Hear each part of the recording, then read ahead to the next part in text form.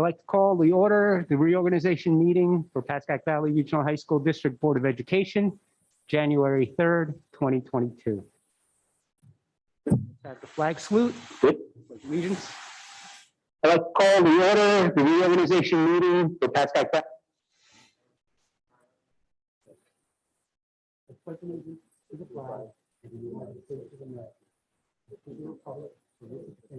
I'd like to call the order.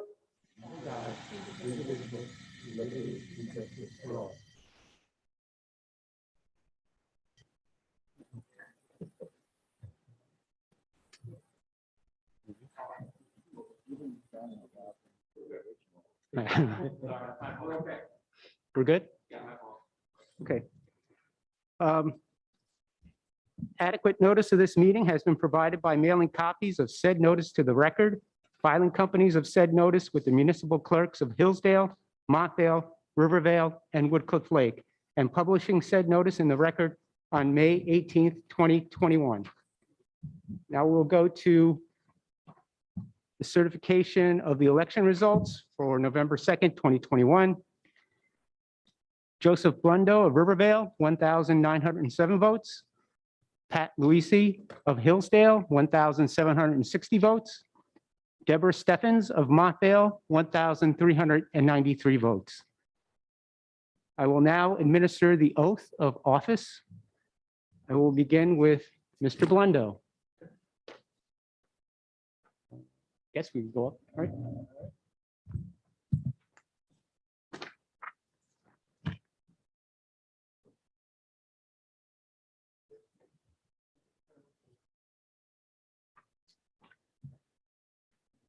Good. Sure. I, Joseph Blundo, do solemnly swear that I will support the Constitution of the United States and the Constitution of the State of New Jersey, and that I will bear true faith and allegiance to the same, and to the governments established in the United States and in this state, under the authority of the people. So help me God. I, Joseph Blundo, do solemnly swear that I possess the qualifications prescribed by law for the office of a member of the Board of Education, and that I am not disqualified as a voter pursuant to, I gotta read that one. Where is it? Too much to remember. Pursuant to RS 19:4-1.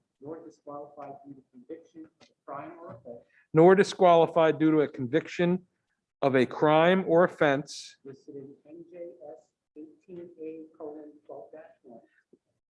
listed in NJS 18A:12-1, and that I will faithfully, impartially, and justly perform all the duties of that office according to the best of my ability. So help me God. Thank you. Thank you.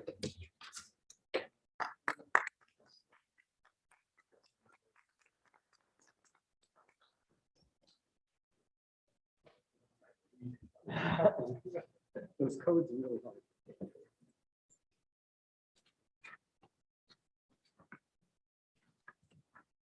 Okay, next I have Pat Luisi. Mr. Luisi, are you with us? Yes. Good Okay. evening. And you have the oath in front of you, correct? So you I can do. I can read through. Okay, very Yes. good.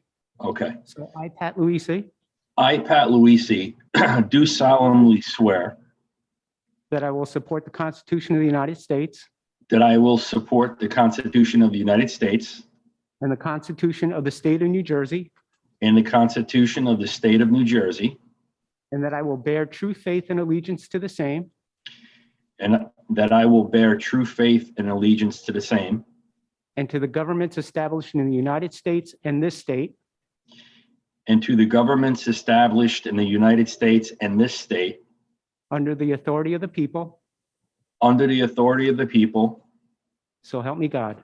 so help me God. I, Pat Luisi, I, Pat Luisi, do solemnly swear do solemnly swear that I possess the qualifications prescribed by law that I possess the qualifications prescribed by law for the office of a member of a Board of Education, for the office of a member of the Board of Education, and that I am not disqualified as a voter and that I'm not disqualified as a voter pursuant to RS 19:4-1, pursuant to RS 19:4-1, nor disqualified due to conviction of a crime or offense nor disqualified due to conviction of a crime or offense listed in NJS 18A:12-1, listed in NJS 18A:12-1, and that I will faithfully, and that I will faithfully, impartially, impartially, and justly perform all the duties of that office all the duties of that office according to the best of my ability. according to the best of my ability. So help me God. So help me God. Congratulations. Thank you. Thank you.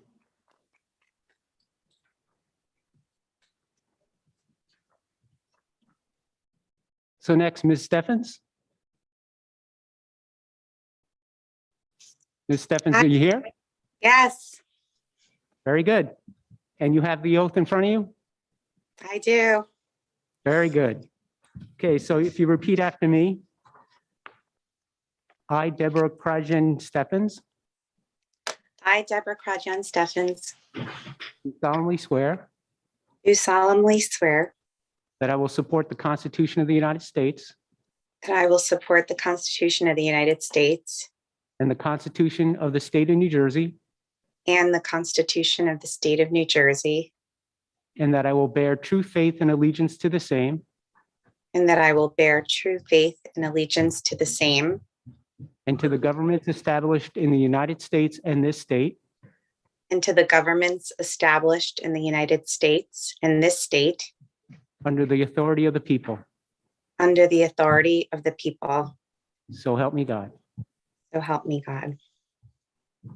I, Deborah Stevens, I, Deborah Stevens, do solemnly swear do solemnly swear that I possess the qualifications prescribed by law that I possess the qualifications prescribed by law for the office of member of a Board of Education, for the office of member of a Board of Education, and that I am not disqualified as a voter and that I am not disqualified as a voter pursuant to RS 19:4-1, pursuant to RS 19:4-1, nor disqualified due to conviction of a crime or offense nor disqualified due to conviction of a crime or offense listed in NJS 18A:12-1, listed in NJSA 18A:12-1, and that I will faithfully, and that I will faithfully, impartially, impartially, and justly perform all the duties of that office all the duties of that office according to the best of my ability. according to the best of my ability. So help me God. So help me God.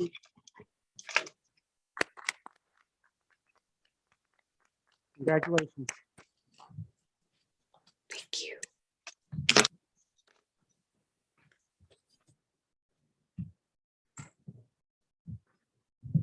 Okay, now I will take roll call.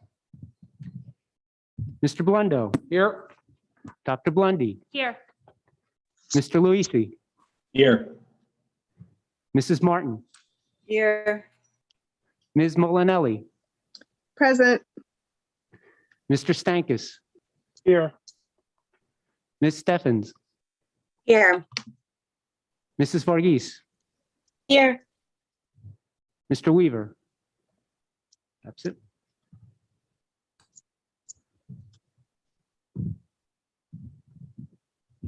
Okay. Nominations are now open for the office of President of the Board of Education. Are This there is any Tam- nominations? This is Tammy Molinelli. I'd like to nominate Joe Blundo for the office of President of the Pascack Valley Regional Board of Education. Are there any other nominations?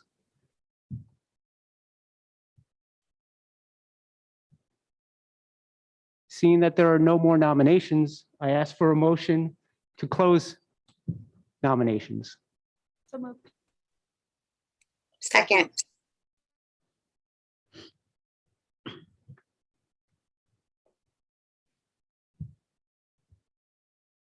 So I'll take a roll call for the nominations to be closed.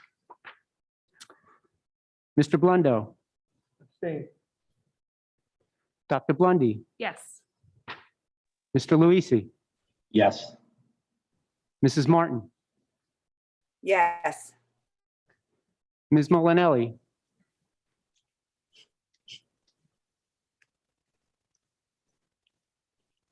Ms. Molinelli, Yes, sorry, I was on mute. Mr. Stankus, Yes. Ms. Steffens, Yes. Mrs. Varghese. Yes. Now I'll take roll call to vote for Mr. Blundo as President of the Board of Education. Mr. Blundo, Abstain. Dr. Blundy, Yes. Mr. Luisi, Yes. Mrs. Martin, Yes. Ms. Molinelli, Yes, Mr. Stankus, Yes. Ms. Steffens, Yes. Mrs. Varghese. Yes. Congratulations, Mr. Blundo. You are now President of the Board of Education.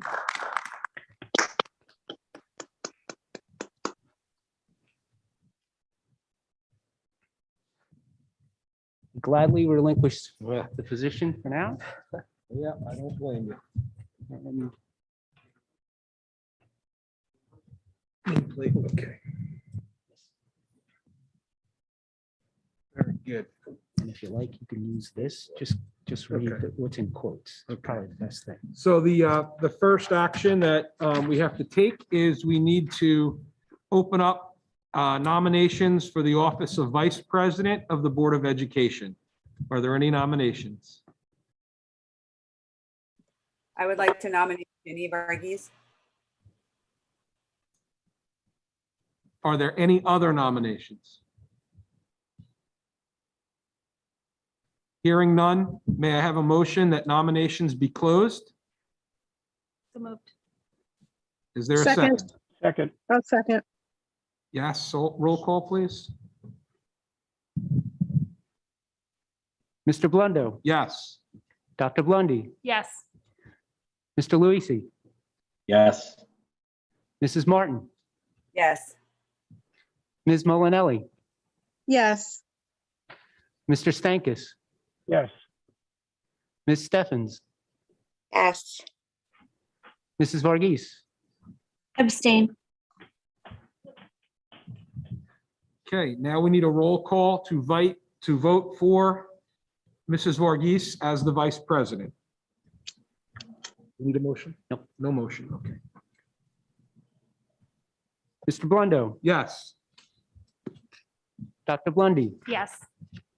Mr. Luisi, Yes. Mrs. Martin, Yes. Ms. Molinelli, yes, Mr. Stankus, yes, Ms. Steffens, Yes. Yes. Mrs. Varghese. Abstain. Congratulations. Congratulations. So before we go to the Code of Ethics, I just want to make a comment. Tammy Molinelli has served the board as president for the last 3 years. And in my 7 years here and 25 years in public service locally, I don't know of another more difficult period of time that any person needed, managed this board event. It was unprecedented challenges. Tammy and I didn't always get along and always agree. Get along is the wrong word. We always got along. We didn't always agree, and but that's okay. And I want to thank Tammy for handling those 2 years. I did not envy you having to be the person here keeping the board together. And thank you for your service, and we look forward to working with you for this next year at least. Thank you, Tammy. Thank you. So the next item on the agenda is number 6, which is the Code of Ethics for the school board members. I'm going to need to read this, so bear with me. So this is, school board members shall abide by the following Code of Ethics for school board members. I will uphold and enforce all laws, rules, and regulations of the State Board of Education and court orders pertaining to schools. Desired changes shall be brought about only through legal and ethical procedures. I will make decisions in terms of the educational welfare of children and will seek to develop and maintain public schools that meet the individual needs of all students, regardless of their ability, race, creed, sex, or social standing. I will confine my board action to policymaking, planning, and appraisal, and I will help to frame policies and plans only after the board has consulted those who will be affected by them. I will carry out my responsibility not to administer the schools, but together with my fellow board members to see that they are run well or well run. I will recognize that authority rests with the Board of Education and will make no personal promises nor take any private action that may compromise the board. I will refuse to surrender my independent judgment to special interests or partisan political groups, or to use the schools for personal gain or for the gain of friends. I will hold confidential all matters pertaining to the school, which, if disclosed, would needlessly injure individuals or the schools. In all other matters, I will provide accurate information and in concert with my fellow board members, interpret to the staff the aspirations of the community for its schools. I will vote to appoint the best qualified personnel available after consideration of the recommendation of the Chief Administrative Officer. I will support and protect school personnel in proper performance of their duties. I will refer all complaints to the Chief Administrative Officer and will act on the complaints at public meetings only after the failure of an administrative solution. Yes, do we need to take action, vote, or anything on that? No. So that's needed to be read. Okay. So with that said, we are now on consent agenda items 7 through 22. Is there a motion? So moved. Second? Second. Is there any discussion? Hearing none, roll call yes. Mr. Blendo, Yes. Dr. Blondie, Yes. Mr. Luisi, Yes. Mrs. Martin, Yes. Ms. Molinelli,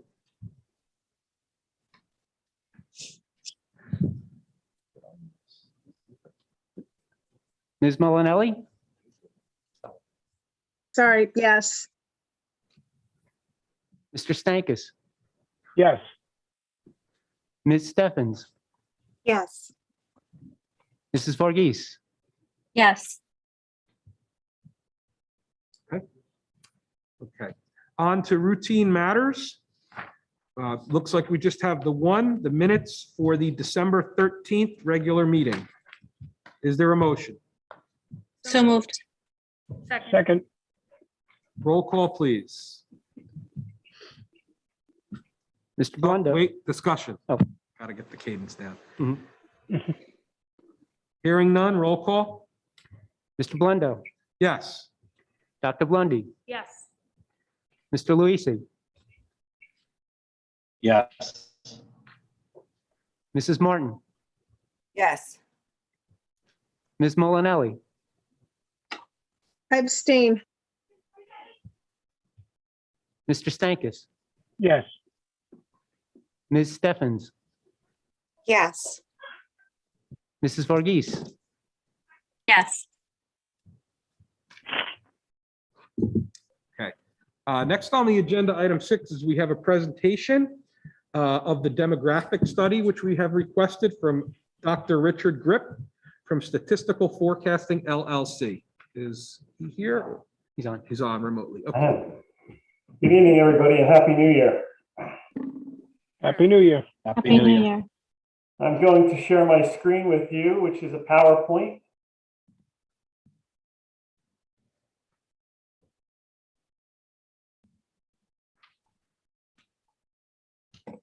All right, hopefully everybody can see that. If there is a problem, let me know. So tonight's presentation, as was just mentioned, is a review of the demographic study that was completed for your school district in December. And it'll probably take about 20 minutes. And at the end of the presentation, if you have any questions, that might be the best time to talk about it. It's kind of difficult, especially when we're doing this remote. So a little bit about our firm. Our firm is called Statistical Forecasting. We basically just do this type of work. It's called school demography. And we work with school districts in the New York, New Jersey metropolitan area for almost the last 24 years, doing about 175 to 200 districts in the New York, New Jersey metropolitan area. And we are the consultant for the New York City Public Schools for the last 16 years doing this work for them, which is the largest school district in the country. I'm the executive director. I have a doctorate from Rutgers from the Graduate School of Education in Ed Stats and Measurement. And I've done a lot of publications in this field of school demography, both locally, nationally, and internationally. And I've testified as an expert witness in school demography in a lot of administrative law hearings where school districts want to divorce from each other, particularly when they're sending and receiving agreements. So tonight, what we're going to do is first we're going to talk about the overarching purpose of the study, which of course is to project enrollments for the next 5 years. And then we'll talk more about the macro, which is more of the communities, and then drill down to the micro, which is the school districts. So we look at the community population trends of the 4 communities, the demographic characteristics of the people who live there, and the age structure of the communities, how old the people are that live there. We also looked at the district's historical enrollment trends for the past 10 years, as well as those of the feeder K-8 school districts. In a separate analysis, we computed something called student yields, which are the number of kids per housing unit by housing type.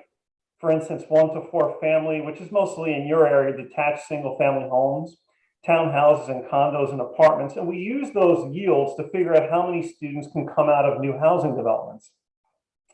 We compared the 2 schools in the districts, their building capacities to the current and projected enrollments to make sure you have adequate seating. And the final thing we did is we researched new housing starts and the impact on the school district. So this takes a look at the historical populations and the projected populations over time for the communities. And you can see that it's been fairly stable up to about 2020. Excuse me, Richard, Yes. could you advance the slides? They're not advancing. They're not advancing. They are Yeah. advanced on my end. You're not getting any of this. How about if I show it this way? Can you see this? Oh, yeah, that's good. Thank you. I'm so sorry. I've had problems with that on other presentations. For some strange reason, they're not getting advanced when it's in slideshow mode. So I will just do it this way then.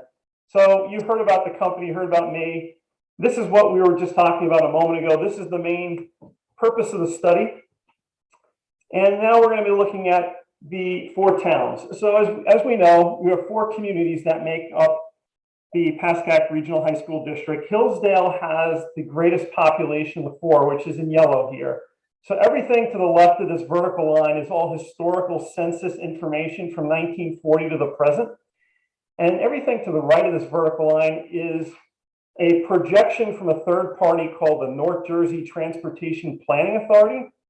And that is based off of the 2010 census. So it's not exact for what I believe it's going to reflect once they get the 2020 counts and do the new calculations. But you can at least get a general sense that most of the growth in the area that you live was probably in the 50s and 60s. And then it's been fairly stable. And for the most part, a very small increase is projected going forward. So let's talk about the communities. If you aggregate the population of all four, you're just shy of 35,000 people. As I mentioned, Hillsdale has the largest population. Whites are the largest race in each town, but they're declining in every single town. Asians are the second largest race in Montvale, Rivervale, and Woodcliff Lake, but Hispanics are the second largest race in Hillsdale. Each of the communities has a median age that is much higher than the state of New Jersey. In fact, Rivervale is almost 47. So, you know, when you have that type of a community that is very much higher than the state's median age, you're probably going to have declining enrollment just because you don't have that many people with childbearing ages for women. The foreign-born percentage is pretty low in each community, and you can see there's the ranges there from 9.6% in Woodcliff Lake to 17.9% in Montvale, which is lower than the state. Very, very, very educated communities. I do, like I say, lots of these types of studies. These are some of the highest percentages of persons with bachelor's degree or higher that I work with, particularly in Woodcliff Lake. It's 75%, much, much higher than the state at 41%. The Woodcliff Lake has the highest median household income, while Hillsdale has the lowest of the four, but that's really relative because they're all much higher than that of the state of New Jersey, which is just south of 86,000. And just as a little refresher from statistics, if you forgot what a median is as opposed to a mean or an average, a median is the 50th percentile. So it's more or less the middle point of all the data. We don't like to look at the mean because it's skewed by extreme points, either very high or very low. Woodcliff Lake has the highest median value of a house at around 800,000, while Hillsdale's around 566, which is the lowest. Most of the homes are single-family detached homes. That's about 83 to 90%, and that's also including detached or attached, which would be townhouses. And very low renter-occupied units, 11 to 15% as compared to the state, 36.7. And why is that important is because we usually find in districts that have high percentages of renter-occupied units that you have a lot of migratory populations. So if you don't have many renter-occupied units, you're more likely to have a more stable student population in a school district. So here's a map of showing the four communities, and you can see here's Pascack Hills located up in Montvale. Here's Pascack Valley located down in Hillsdale, and you got Park Ridge sitting in the middle, the hole of the donut, surrounded by the four communities. So looking at the district now we've talked enough about the communities. Let's talk more about Pascack Valley, the school district. So we always collect enrollment from the state of New Jersey October the 15th of every single year. So of the 21-22 counts, the enrollment was 1822. And that's the enrollment as reported to NJ Smart. It's not the ASSA counts because the difference is the NJ Smart does not take into account students that are educated out of district where the ASSA does. So if you were to look at your ASSA counts, they would be higher than 1822. But to compare apples to apples, the state has NJ Smart data, which just looks at in-district students. So that's the numbers I'll be using tonight. Enrollments have been fairly stable in the district up until about the last 3 years, where they started to decline. So I'm showing here is the enrollment from 10 years ago, because we looked 10 years back, and you can see we've lost 215 students in the last 10 years. But it's not all equal across the two schools. Pascack Hills has been fairly stable. Pascack Valley has declined in the last 3 years by almost 200 students. And we use something called the cohort survival ratio method to project enrollments 5 years out, which we'll talk about in a moment. But this shows a graph of the district's enrollments. You can see fairly stable up through 18-19, and then it starts to drop down. And if we look at it by school, this is where it gets interesting because you can see that Pascack Valley has this decline, where Pascack Hills has been fairly stable. So let's peel this back a little bit, the onion layers, and see what's going on. Let's look at the PK-8 feeder districts. All 4 districts have experienced enrollment declines in the last 10 years. If we look at the aggregate total of the K-8 population, there's been a decline of more than 700 students in the last 10 years. So obviously, when they get up to you have smaller cohorts, you're bound to decline. The largest decline has occurred in Rivervale. So I show these 2 in red down here to show the 2 largest declines are in Rivervale and Hillsdale, which feed into Pascack Valley. So no wonder why that one school is declining the most of the 2. This shows the PK-8 feeder districts of the individual enrollments of all the districts. And you can just see that it was nearly 4,500 students in 12-13, and now we're down around 3,750 in 21-22. So to project enrollments, this is the methodology that's sanctioned by the state and approved by the state. It's called the cohort survivor ratio method.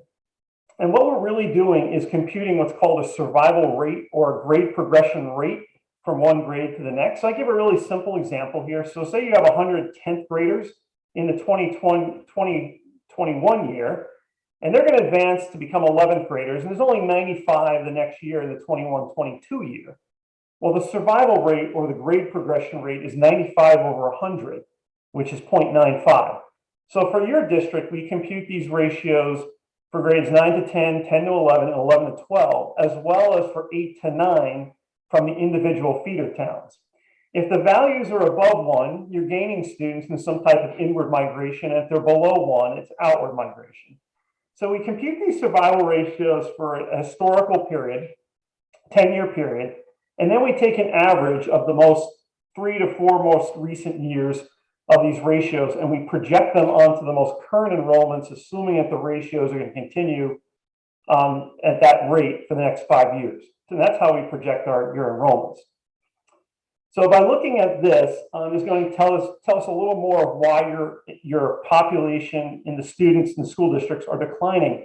This is Pascack Valley Regional's combined aggregate population of all 4 towns from 2010, showing males in orange, plotted back to back with females in green.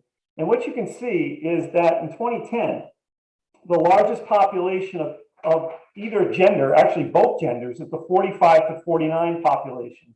You see how you don't have too many people here in the 20s and 30s?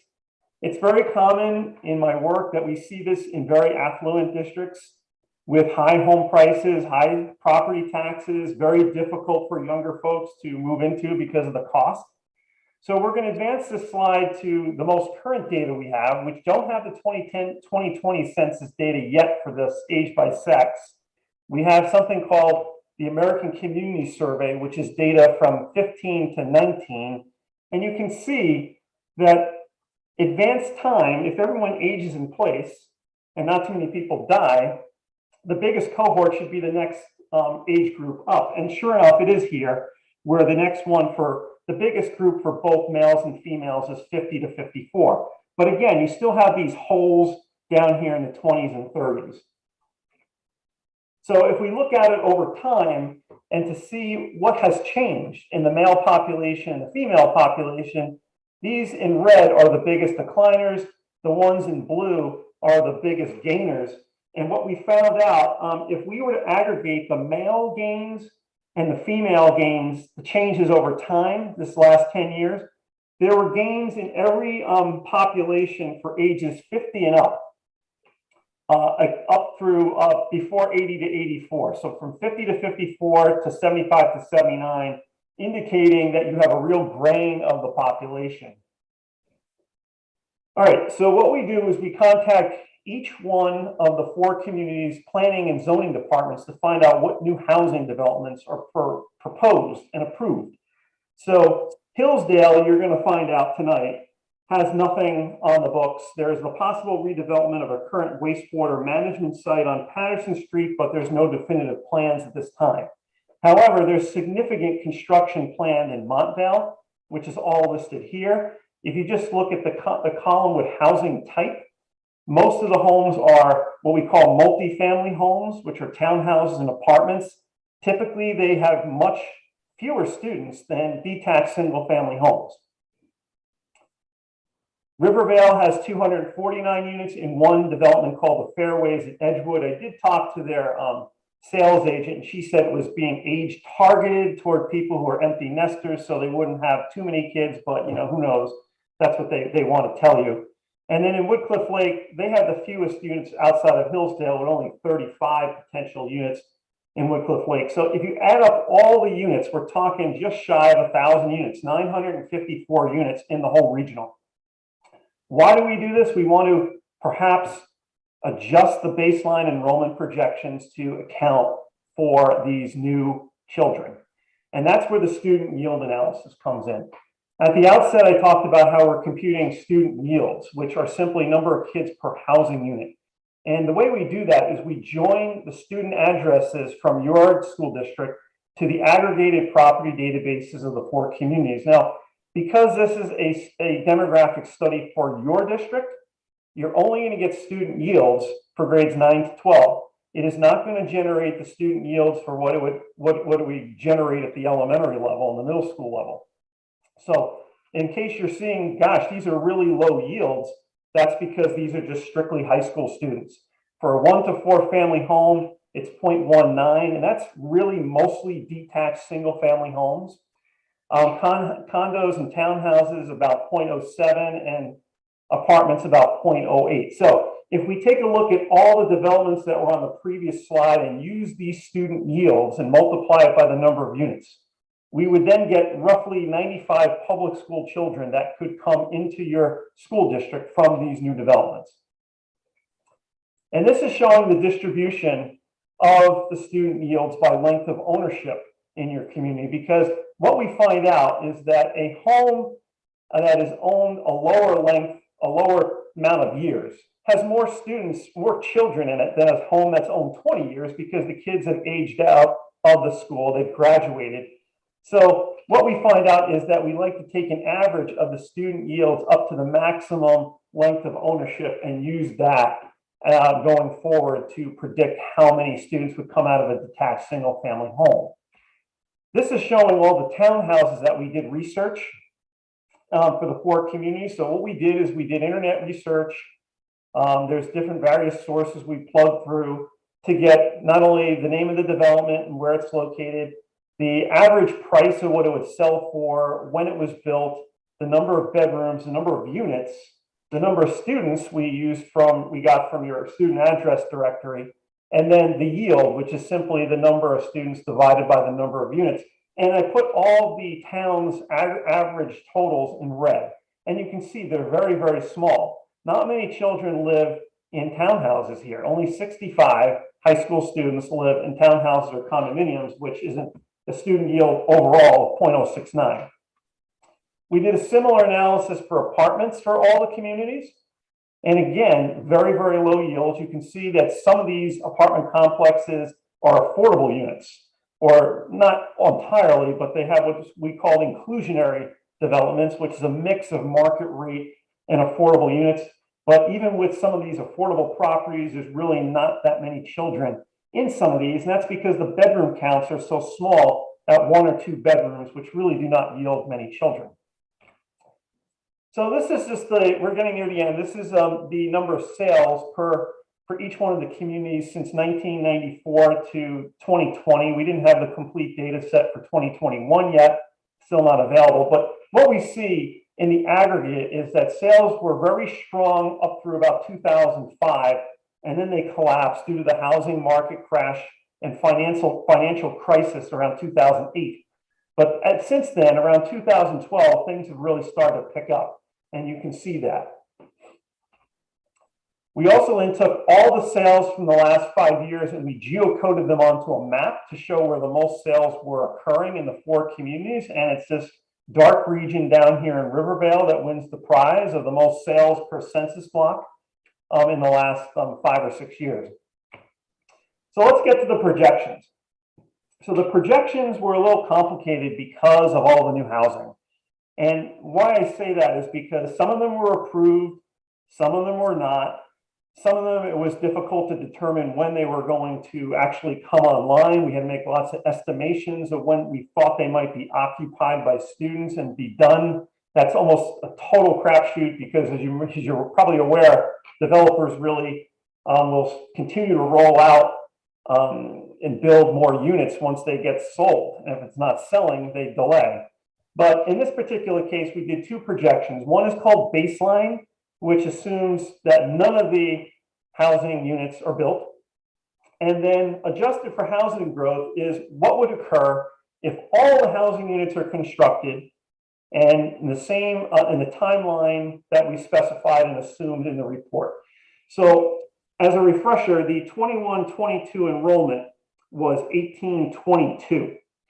So you can see that in the baseline projections, still projecting a decline in enrollment, even with the adjustment for housing growth, still projecting a decline in enrollment. For Pascack Hills, pretty much the same story, not too much different with the baseline. You can see it's fairly stable. However, with the adjustment for housing growth, and that's a lot to do with the housing in Montvale, those numbers are higher. At Valley, you can see the enrollments are projected to decline in either the baseline or adjusted for housing growth. They're not really tremendously different.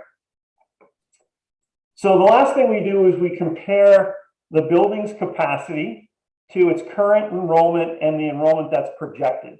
So building capacity is from your long-range facilities plan. I got it from your LRFP. And it's based upon how you're currently using the building and the student-teacher ratios that you have approved as a board. Now, if you change the board policy of, say, from 20 students per classroom to 22 students per classroom, we can change and increase the capacity. So this is how you're using the building now. It's not a hard and fast number. That's my point. And you can see that for Pascack Hills, the current enrollment is 814, which means that you have a deficit of 86 seats, a shortage of seating according to the way you're using the building. The enrollment that I used here in 26-27 is the higher of the two that you just saw, so it's the adjusted for housing. So you're still expecting to have a shortage of seating there. It's probably tight. Pascack Valley, on the other hand, has a surplus of seating in blue here of 55 seats, and that's only projected to get bigger due to declining enrollment. So as we finish up the presentation, the last thing I should probably talk about is COVID-19. The elephant in the room, that's why we're all sitting here in our houses. It's really had a varied effect across the country. And to be honest with you, when I first started doing the projections with COVID about a year and a half ago, not that I had COVID, but just saying that once it was started to happen, I really thought that once the vaccinations were starting to roll out, that we would go back to normal. And that has not happened. Some communities have had really big increases in enrollment. I lived in New Jersey for a large portion of my life. I now live in Vermont. We have had an incredibly large increase in enrollment here, a 15% increase in sometimes after years of decline. You can see some of the big decliners in Los Angeles and Orange County, Florida, Broward County in Florida, and Charlotte, Mecklenburg.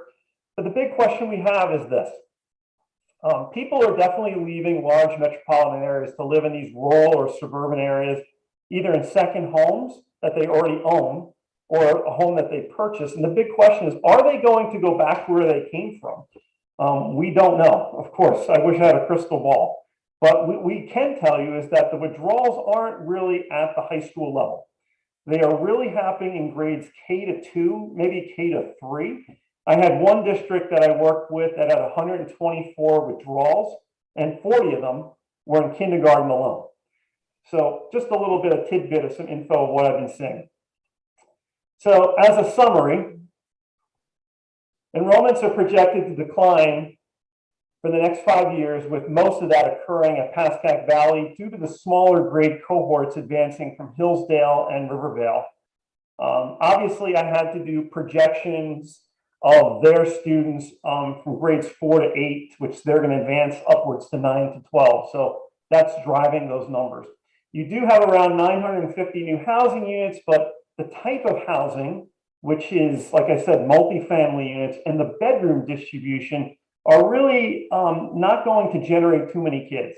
We've already seen that you have townhouses and apartments with very low student yields in the communities. So the new housing is actually helping to offset some of the projected enrollment decline. And with that, this is the end of the presentation. I will turn it back over to the board president and we can have some questions.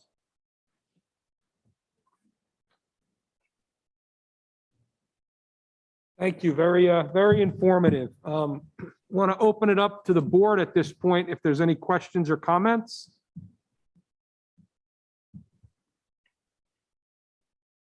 Not hearing any. I'll just say one observation I had is, I guess the perception that I've had on the board in the last 7 years was that Valley was busting at the seams, not having the capacity to handle more students, and Hills had capacity. But what I'm hearing you say there is the opposite. So I don't know if anybody else had that same perception, but it sounds like both schools should have enough capacity if these projections come true. Is that an accurate statement as configured? Well, obviously, right now, Pascack Hills is over capacity, but you must be functioning quite well right now. So if it stays, if you're able to do everything that you're hoping to do right now in the school, it's not going to change significantly in the next 5 years. So the answer to your question is yes. And the other thing about Pascack Valley, I should just point out, you made a mention that they were probably over capacity. You're absolutely correct. Because remember in the last 3 years, I said that they declined by 200 students.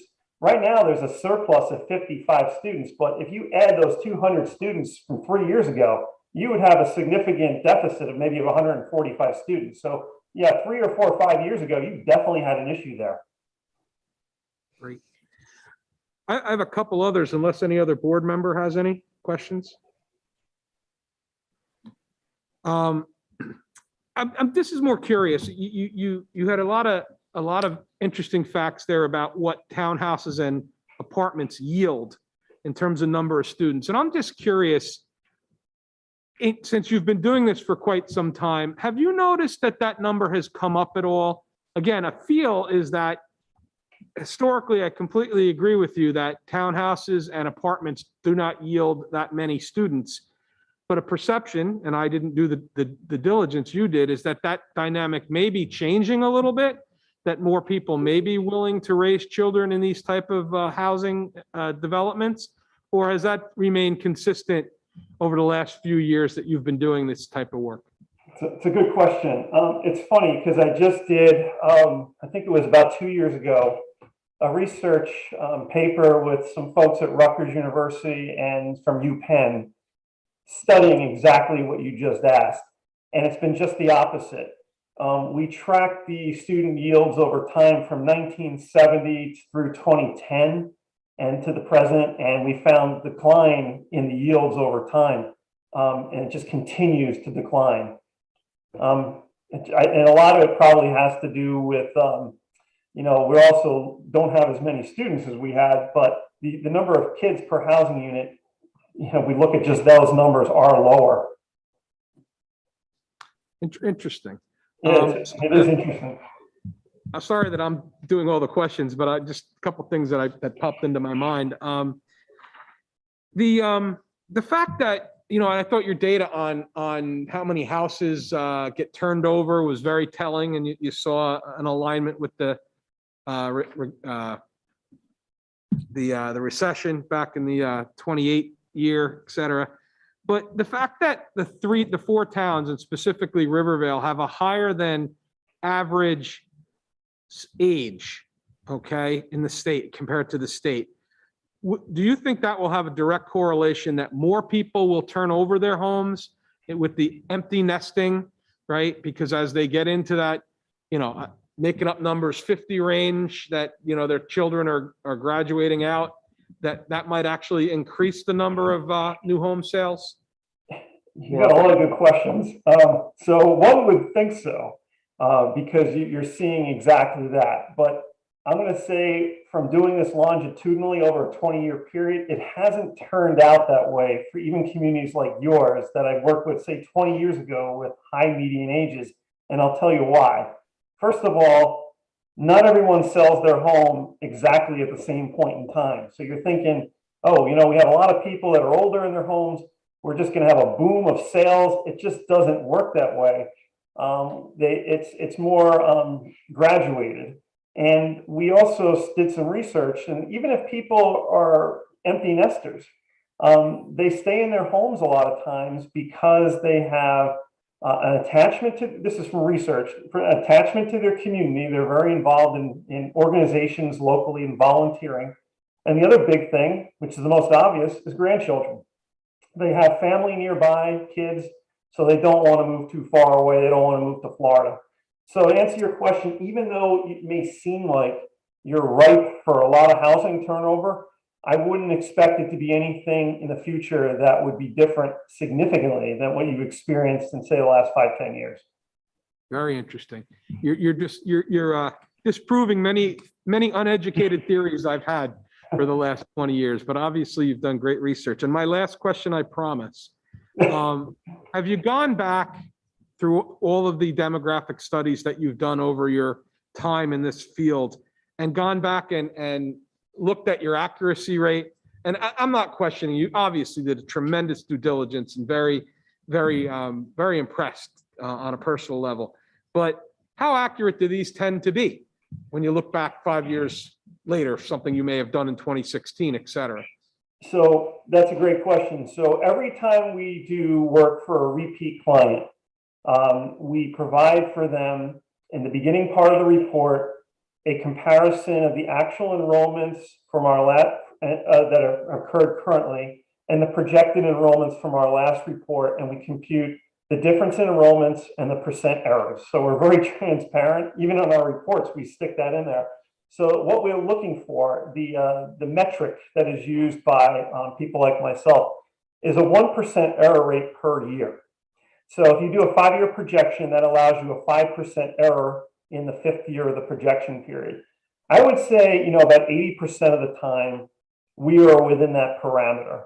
The problem becomes when you have cataclysmic type events like COVID that happen. It just destroys the model because our methodology is what's referred to as a projection, not a forecast. I know a lot of people use that interchangeably, but in my field, a projection just uses historical trends to project into the future.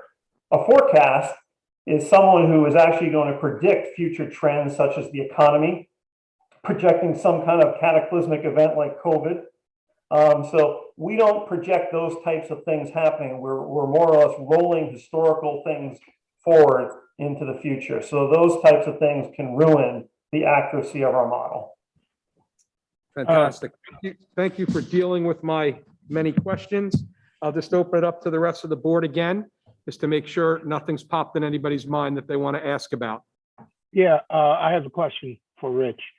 I'm wondering about the surrounding towns and if you see a similar trend with those along the same socioeconomic, scale. Yeah, the answer, I mean, I don't do every single town in Bergen County. Right. However, just trying to think of who I've done recently. A lot of the ones in Bergen County that I'll do are on the southern side, say, or Rutherford. I've done. So they have different things going on down there as opposed to your community. I think the dividing line is sort of Paramus and North in my experience. You have a more higher socioeconomic status in the northern part of the county as opposed to the southern part of the county. And with that, you have this situation, unfortunately, where you have a very unusual age-sex diagram. So if I was to show you an age-sex diagram of Rutherford, it wouldn't look something like this probably. You would see a more heterogeneous age distribution where more of these gaps would be filled in because things are more affordable. I did work for Becton Regional, which is another limited purpose regional with East Rutherford and Carlstadt. And you would see something again where this would be filled in the 20s and 30s. Okay, thank you. Sure. Any other board members have comments or questions? Yeah, I just wanted to say thank you. This is really informative. I was actually curious. I know you mentioned that you did this for 9 to 12 and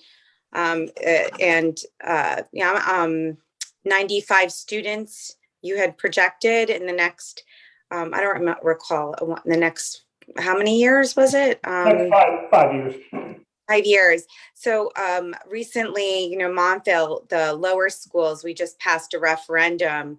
And I'm not sure if you did any of this for the lower schools, but it is very good information that I think the public would have, it would have benefited us.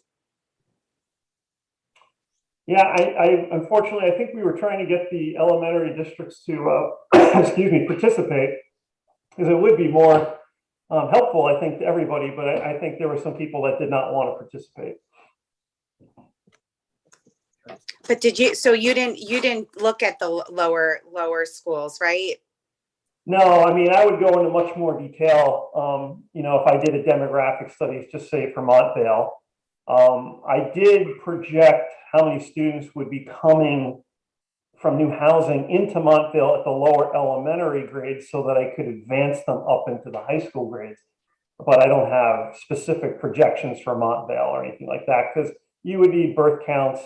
And of course, for your district, really, it's just students who are currently in grades 4 to 8, and they're moving up to 9 to 12.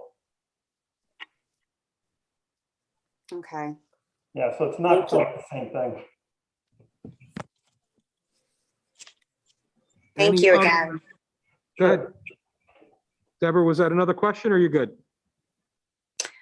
No, I don't have anything right at the moment. Thank you. Any other thoughts or comments or questions from the board? Okay, hearing none. Dr. Grip, thank you. This was very, very interesting. We appreciate your efforts here. If we have follow-up questions, we're sure through YAS we'll send them off to you. But again, thank you for a very thorough study for us. Thank You're you. welcome. Yeah, thank you, and everybody stay healthy, please. You too. Okay, thank you. Have a good night. Good night. Okay, great. So the next topic here is comments from the public. Citizens are invited to make comments regarding agenda items and are limited to 5 minutes according to our policy. Persons wishing to speak must be recognized and sign in their town of residence. So, Ms. Adams, welcome back to a new year and Happy New Year. A very healthy, prosperous, blessed new year. Thank you. Regarding that particular presentation, and I liked his differentiation between the historic projections versus the forecasting, because sometimes in my mind, I'm thinking about forecasting because the history of what we know now has changed so very abruptly. We don't know. I mean, we look at those poor people in the Midwest who've lost their entire lives by a storm. So of course we don't know those forecasts. But first of all, I'd like to be able to review those presentations online. So can you possibly put them online so that we could look at them at home? Yes. Thank you. And they'll also be included in the minutes, but we'll put them online. Thank you very much. The second thing is that, regarding people, he mentioned about not moving out of their houses when we get older. That's not true of my friends. They've moved away and they've sold it. They were seniors, perhaps. They've sold it to young families. I get calls every day from realtors who want to buy my house because of young families. Montvale, very family-friendly town in my area in particular. So that I question that, whether or not that really is a reliable historic factor that we could consider, particularly with people moving out from Queens or Manhattan, moving into our area, and they're looking for houses, and they have children. They are young families. And of course, it has been widely reported that young couples don't want to have children or have fewer children.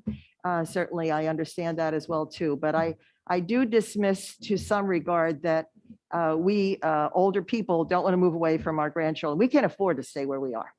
So there are some limitations to that desire and the actual conclusion of that. So, but nevertheless, I understand where he's coming from. The last thing really is about 2025. As I understand, that's the next fair share housing round. How that will affect, these projections go out to what year? Was it 2040? I wasn't sure about that. No, it's 5 years. 5 years. Okay, so it puts out to 2027. But I just think that the fair share housing, all of these towns are going to be impacted by that. And the developers are chomping at the bit. I mean, I just, read where they're selling a horse farm down around Colts Neck area, where they're going to build maybe warehouses, maybe more fair share housing. But I do not know exactly how we will be impacted here. But I do tend to think that, that should be considered. We have lost every single, certainly Mayor Rendo wrote something about this. I know that Mayor Gasali has been talking about how we address the fair share housing in the future. But I do wonder whether or not we are really able to withstand the quote unquote invasion of the developers. And I'm not talking about people, I'm talking about the developers. They always win in the courts. And whether or not that will involve ourselves into townhomes, where I think townhomes, there are definitely children involved in it. Apartments, not necessarily so. 1 and 2 bedroom apartment, not necessarily so. But that's the one thing I don't know whether or not the gentleman did include that fair share housing and what can be expected.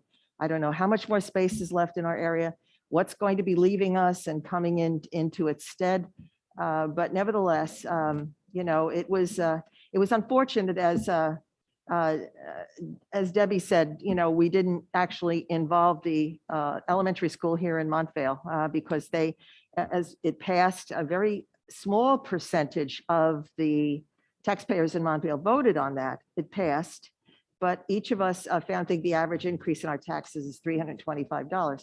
So, I respect all of the time and effort that goes into something like this. It's a projection. It's based upon history, not about forecasting. The economy, as we well know, we're in a period of inflation.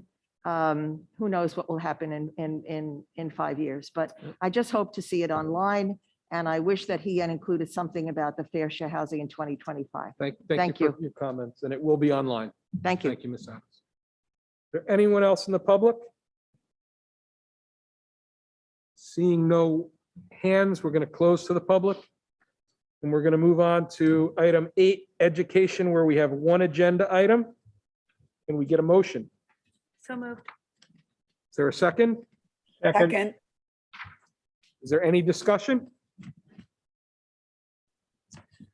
Roll call? Mr. Blundo, Yes. Dr. Blundy, Yes. Mr. Luisi, Yes. Mrs. Martin, Yes. Ms. Molinelli, Yes. Mr. Stankus, Yes. Ms. Steffens, Yes. Mrs. Varghese. Yes. Item 9, human resources. Looks like we have 5 items. Is there a motion? So moved. Second? Second. Any discussion? I just have a quick question. As it relates to human resources, are we having a hard time hiring really good quality, high caliber teachers and staff? I know that it's a tight market out there for, organizations looking to hire really good talent. I'm just curious as to, have we had a crunch, how we're feeling about the hiring of staff for the district?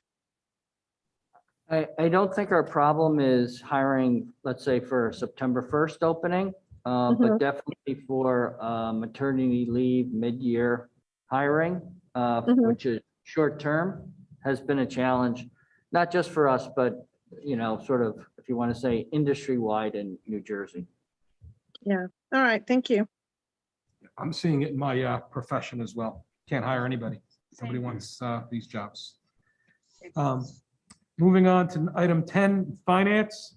Oh, was there any other discussion? I'm sorry. I get ahead of myself. No other comments?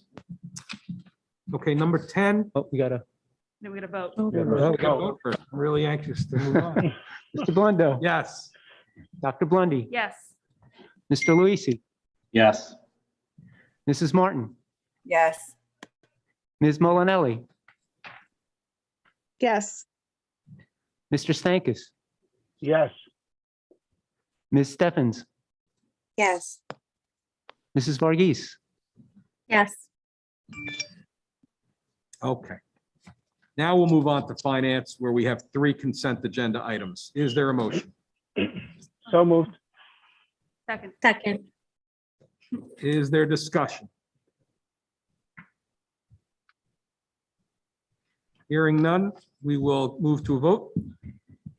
Mr. Blundo. Yes? Dr. Blundy. Yes. Mr. Luisi. Yes.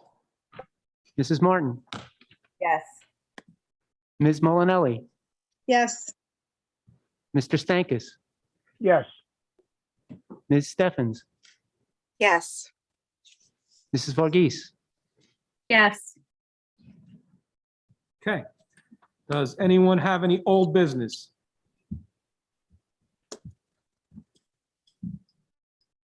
Hearing none, we'll move on to new business.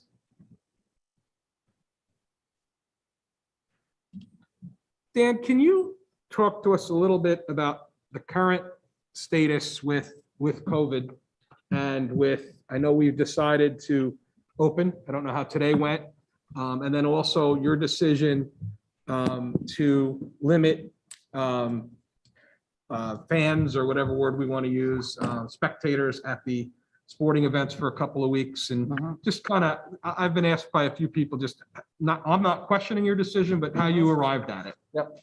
So today went very well. We did have a significant number of staff that were out, but we have allowed staff to teach remotely into the classroom if they had COVID-related absences. I think the districts who were not permitting that to occur had some real challenges today. So we opened with about 35 staff out district-wide, and a couple of hundred students out district-wide. I'd say, around 300 and change.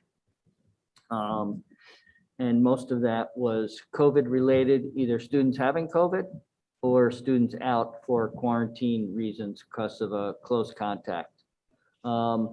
So we're in, as far as the Cali map is concerned, we're in red right now, which is higher as far as community spread than we were last year at this time. And we have about 3 or 4 times more people who have been impacted by COVID that are out. Today we met with health officials, 2 health officials, and explained our situation. They were, great, understanding, a little bit frustrated in, they're just a few people at that level. And thankfully our nurses really assist and do the contact tracing that would fall on the shoulders of the local municipality or regional health officials. So today went great. And, I really give credit to our teachers, our administrators and staff who really made it all happen. Last week, schools were closed, but there were a lot of people working, every day to make sure that we were ready to open today. As far as limiting spectators, even before we were in the red phase, we limited people at back to school night. We had 1 parent, the 8th grade parent night. We asked for 1 parent to accompany their children. So this isn't something new. And if all the predictions are correct of what they're seeing with this virus and the surge overseas, hopefully we'll be seeing, the light of day in about 2 weeks. And we'll look at the spectator numbers, every week and make a decision whether we're going to move on or not. Any questions or any other new items? Thank you, Dan. Mhm. I think it's just, Yeah. is this on here? I don't know if this is on. Can you guys hear me okay? You're Okay. I think it's just more of a comment and discussion because, I don't envy a lot of the decisions that you have to make, considering that you have to get from the Department of Health and things like that. And I think that, I think what a lot of people are frustrated with and what makes it hard to make these decisions is we have all different sets of rules for all different walks of life. It's okay to go on vacation and do all these things. It's okay to go out to restaurants, but then we're mad when the schools get shut down and we can't do things like this. And so I think that, I think maybe taking it week by week and doing these things, because I'm just so afraid that we don't have a pulse on what's mentally happening by these decisions that everybody, I think, is making out of the goodness of their own heart. And I am afraid that those ramifications are going to be a lot more overwhelming than what we're currently dealing with. So I'm hoping that when we make these decisions, we can look at what the entire county is doing, what's open, what's allowed to happen. I don't personally think it's being spread at schools. I think people are getting together and I don't blame them. I don't think there's a right or wrong here. I think people are doing what they can do, given this has been 22 months that we've been dealing with this. But I just think that we really need to take in mental health and what's going to be happening with these kids real quick, because I'm very concerned with where this is heading. Just to reiterate, we're open full day, all student activities are taking place.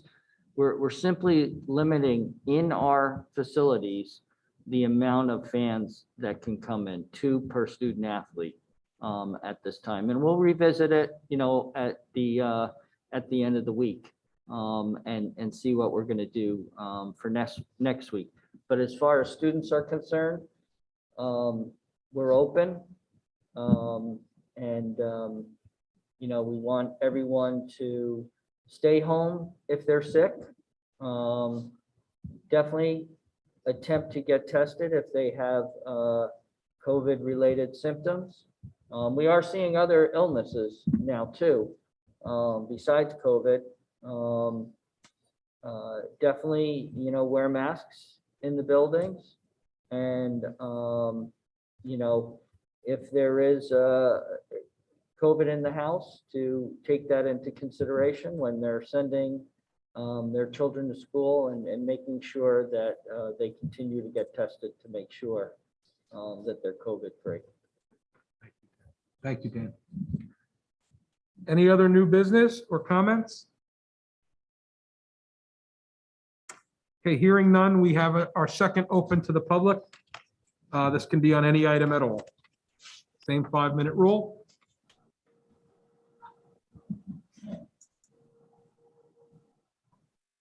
Ms. Adams. First and foremost, I forgot to congratulate you on your election as president of the Pascack Valley Regional High School Board of Education, and to Ms. Farghese as the vice president. Secondly, I don't know whether or not you're aware of it, but we've lost a very important, precious citizen in Montvale, Rose Curry. She was a former councilwoman and very much involved in many activities in town. And so we've lost one of our very finest citizens. So I just thought I'd bring it to your attention as well. My thought is, and bringing up about, I was watching an online, President Reuters did an online of Times Square. I enjoyed reading the comments of people who were typing in as the ceremony went on. And one of them caught my attention, and it came from a teacher. And she said, yes, and here they've got people packing together without masks, but I'm going in on Tuesday or Monday to school, and my children will be sitting 6 feet apart. So I mean, the dichotomy of the various circumstances in which we're forced to live are important, and yet to some they are senseless.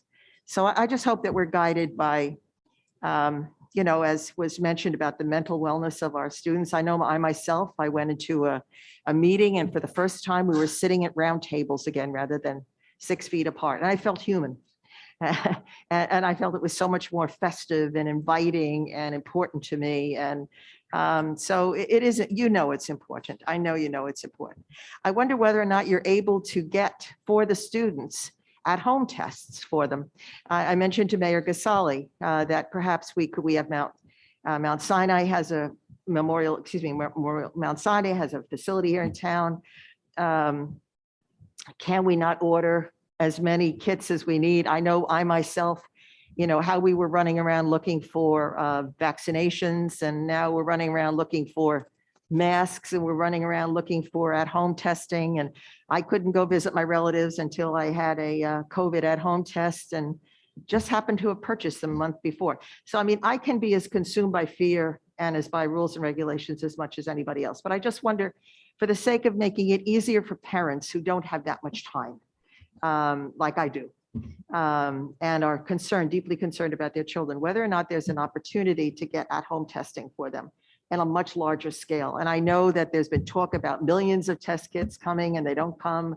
But you, as an example, Board of Ed members, I don't know how much you participate in that, superintendents of school, how much they participate in that, but I think your voice matters to get those kits to us and as soon as possible. And I mean, they are rather harmless as far as I can see. My at-home tests, I mean, it was zoo at City MD for me to get a rapid test or to get a PCR test. And I had to wait 7 days for a PCR test. So I think that there could be a certain amount of what should I say, power that you have to seek that for the parents. That's one thing. And then lastly, well, anyway, the survey that you've distributed that we can fill out as residents for the candidate questionnaires regarding the qualities for superintendent of schools, they're very general. So I just, I looked at it and I thought, I sent it to some friends and they said, well, that was easy. It's only 18 simple questions. So I'm questioning how much does this weigh into, if they're very generic, not that much in depth to it at all, how much does that weigh into the superintendent search? Well, they develop a profile from the survey, from the focus groups that they're having and they've had. The next round of focus groups are Wednesday, the 5th. We'll be sending something out due to this surge. We'll also allow it to do it through Zoom.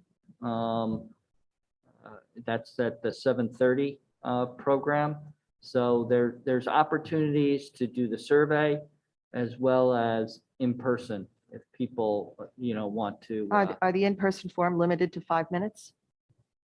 As far as comments Per are person? Yeah, concerned, well, the consultants are running that. I'm sure they'll have questions for the group, and people will be able to answer their questions and add on to their comments. And who has prepped them in preparation for that as to our past experiences here regarding particularly Board of Ed members and superintendent of schools? Yeah, well, they met with the Board of Education and got feedback from them. They've met individually with Board of Education members, and I'm sure they're drawing from that information. And getting back to matters of education, I'm just curious as to, as I read, many of our very well-respected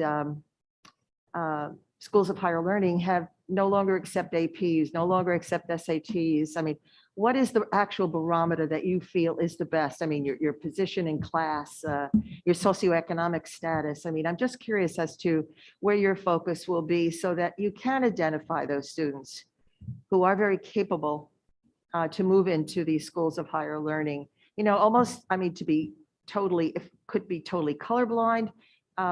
Just looking at statistics as to how this student has performed in school, what they've done, extracurricular activities, but what, as an example here in the district, are you focusing on if APs and SATs and things like that aren't so important anymore? Well, that is happening. It's not, widespread and, 85% of the colleges and universities at this time, and some of it is optional. The other factor that they do look at is the reputation of the school. How have Pascack Valley Regional students done in our school? Because they really want students to come, they want them to stay and be successful in their school. So those are some of the things that they look at. You know, as a district, part of our board goals is to look at how our students are doing and coming up with standards of achievement for those. This is the first year, so it's sort of a base year, and it's going to take some time to get off the ground. But as we see those types of testing diminish in importance, part of the board's goals is to come up with our own. I mean, we know it's highly competitive. I know my friends at Princeton would say sometimes we just throw the papers up on the air and who lands on the right side of the table gets in and the people on the left side, the Well, candidates. hopefully that's not happening, but Well, saying it in jest, but it is highly competitive, as you well know. But so that you are now taking into account those students that have gone on to schools of higher learning and or even into vocations. You know, how well are they doing beyond Pascack Valley Regional High School? Thank you, Ms. Adams. I think we're past the 5, but Thank you. you know, just, I don't know if you saw, just to make a comment. I don't know if it was the last meeting in December, one of the meetings in December, Barry Backenheimer and some of the other department heads made a presentation about the goals.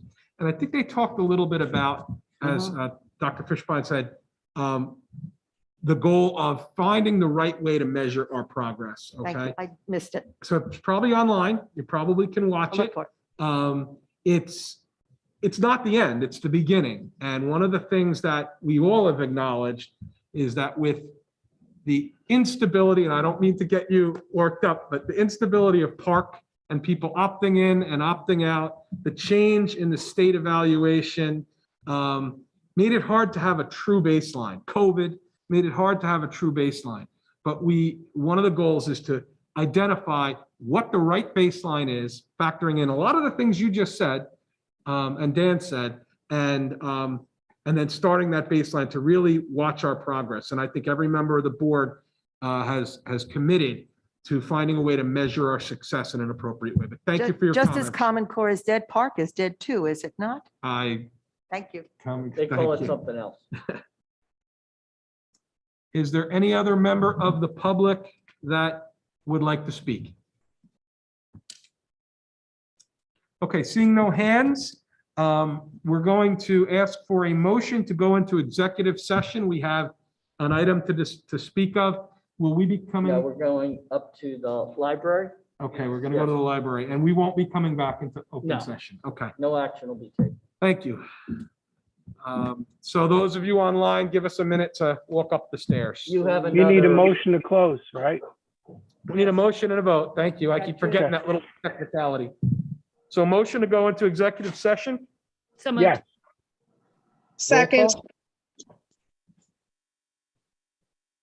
Mr. Blunda. Zoom session, right? We're Dr. going into a Blondin. different link. Executive Yes. session. Mr. Luisi, Yes. Mrs. Martin, Yes. Ms. Molinelli, yes. Mr. Stankus, Yes. Ms. Steffens, Yes. Mrs. Varghese. yes. Okay, so Paul, do they go to another link? Do they have it? Okay. Yep. So we'll be back on about 3 or 4 minutes, guys.